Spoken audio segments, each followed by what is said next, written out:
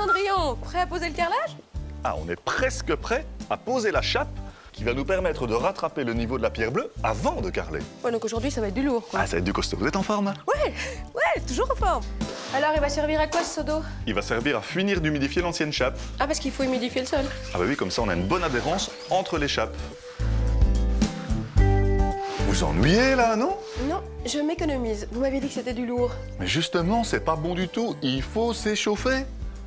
Vous allez racler, moi je vais aller chercher la bétonnière. Encore raté. Tirez bien sur les bras, hein? Je n'y Ça va? manquerai pas. Et voilà le ciment. Alors, comment on a fait cette chape? Eh ben, on va mélanger du sable du Rhin grossier, c'est-à-dire du 0,5, avec de l'eau et du ciment. C'est tout. C'est tout. Oh, on dirait un marin. Un marin, un capitaine, vous voulez dire? Vague. Eh les gars, baissez les voiles, il y a un crachin! Je vous mets un petit peu d'eau? Mais ok, mais un tout petit peu et dans la bétonneuse cette fois-ci. Maintenant, on va mettre 2 sacs de sable.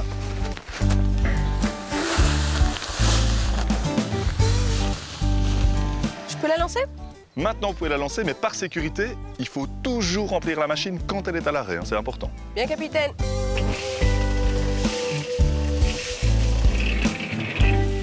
Donc on arrête la machine pour mettre le ciment. Exactement, on va laisser tourner un petit peu et après, on rajoutera 2 sacs de sable. Donc la recette, 4 sacs de sable, 1 de ciment.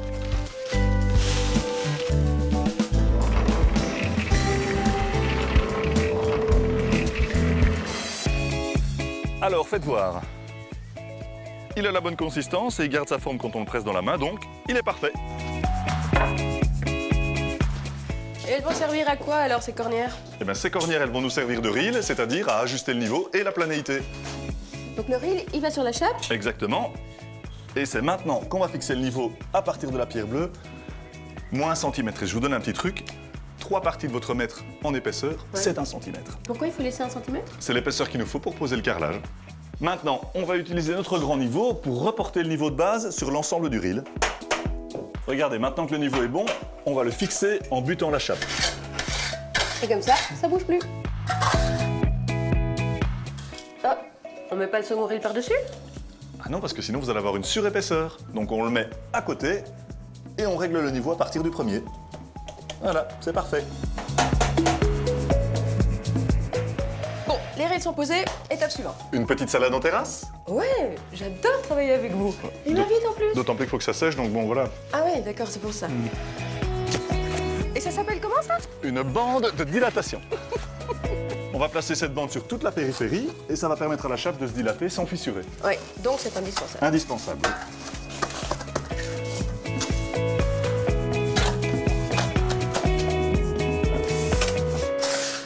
Emma, respect aux chapistes qui font ça toute la journée. Hein. Je vous avais dit, c'est costaud, hein? Ah bah maintenant je comprends pourquoi on a mis les rilles de niveau. Vous voyez, ils nous servent vraiment de guide pour tirer la chape.